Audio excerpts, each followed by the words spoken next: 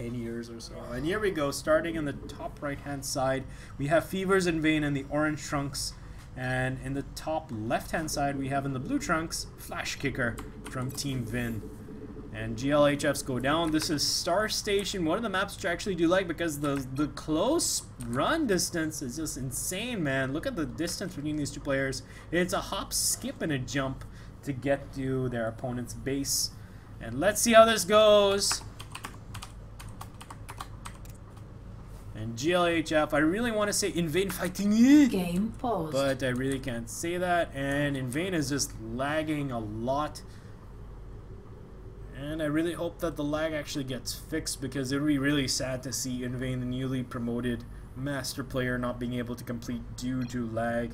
And Alt tab, do you have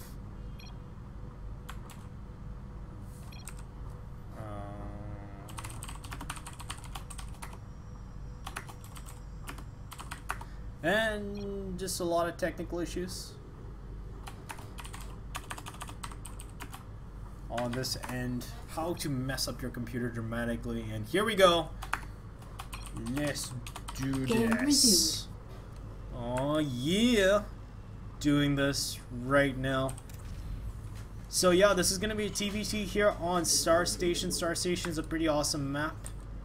And first supply depot does go down near the command center. First deviation from iNveiN in this series, which has only gone on till the second game, this being the second game, of course.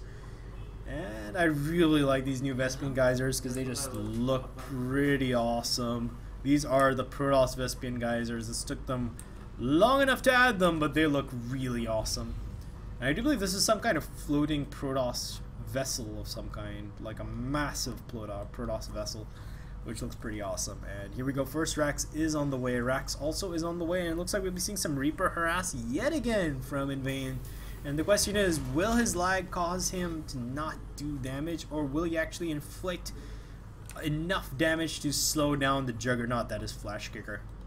FlashKicker looks like he'll be opting for a barracks fast expand yet again.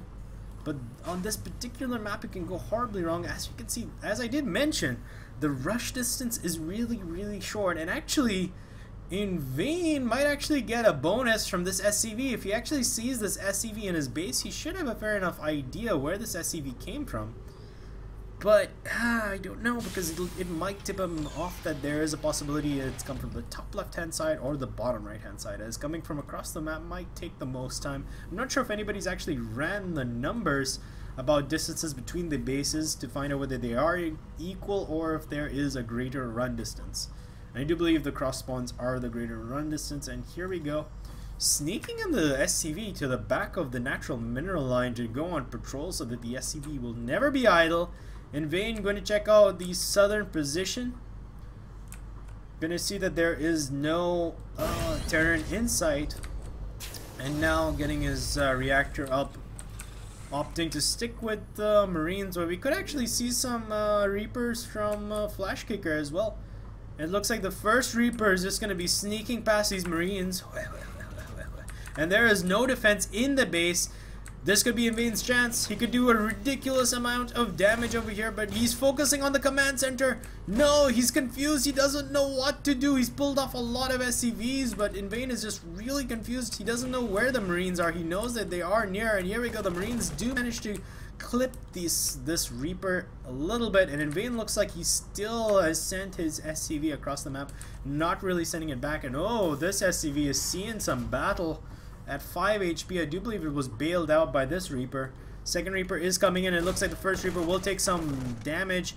Second Reaper is coming in, and only, oh, a lot of Marines are queued up, and we are seeing some action. Nice little bit of micro keeping his Reaper alive and managing to pick off both the Marines. But oh, one of the Marines is on the high ground, and oh, immediately one of the Reapers goes down. Second Reaper goes down midair. Midair explosion, and that's a lull right there. Can't really help that. Bit of bad luck. The two Marines just popped out at the worst possible time. Looks like he's going to be going into Hellion Barracks yet again. And possibly a third command center, because that is how 4GG rolls. And here we go. Third command center is coming down. 4GG, one of the best Terran players on the planet when it comes to innovation and the Terran style. Might not be the best right now in terms of rankings, but he is still quite a beast. It looks like this SCV is just chilling here, taking a vacation, just procrastinating, maybe having a cigarette, not sure.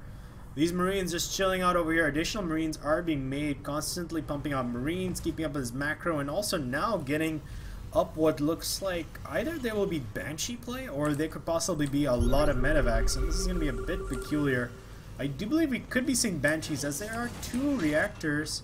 Nope, just going for the 1 medevac and going for a Widow Mine, which is kind of interesting and somewhat defensive. Not sure if he's going to be offensive with these Widow Mines. And 1 is already on the field. Sorry I missed that, guys. Widow Mine's such a good unit, such a very good unit. I'm a Zerg player, so I know how good these are. More than most. But this is a really nice deviation from FlashKicker. He's noticed that iNveiN likes bio, iNveiN likes Hellions. iNveiN hasn't really shown any interest in tanks, in Marauders so far. But I just don't know. Here we go. First Marauder is actually nearly done. Halfway, a little over halfway done. Along with the orbital command, and it looks like we are looking at a mine drop. The mines look like they will be burrowing behind the mineral line. Looks like he will be dropping 1 mine at 1 mineral line and the other mine at the other mineral line. And looks like these Marines will actually kill everything there. And oh, he actually does manage to burrow. He's going to force a couple of scans. This is really good. Burrows in the main, burrows in the natural.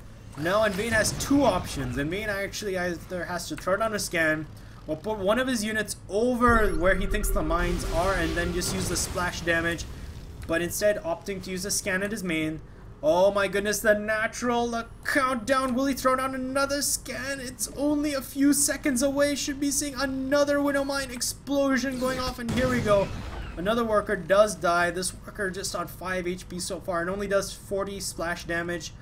But it does do a lot of single target damage, up to 135 damage. And iNveiN doesn't really have much, as there's a Widow Mine accompanied by a lot of Marines coming in, and there are a lot of Hellions. No battle form as of yet, as they don't necessarily need it, but no Blue Flame, as Blue Flame could actually swing the tide of battle. A lot of Marines are making their way across, and a lot of tech is throwing down, so the Widow Mine does oh my goodness, this is so smart, burrowing the Widow Mine at the front.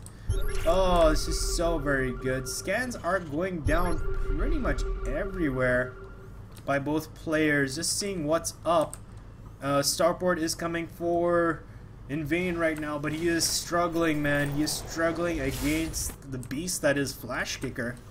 And why am I saying he's a beast? Because he has Flash in his name, so we all know who Flash is. If you don't know who Flash is, check out.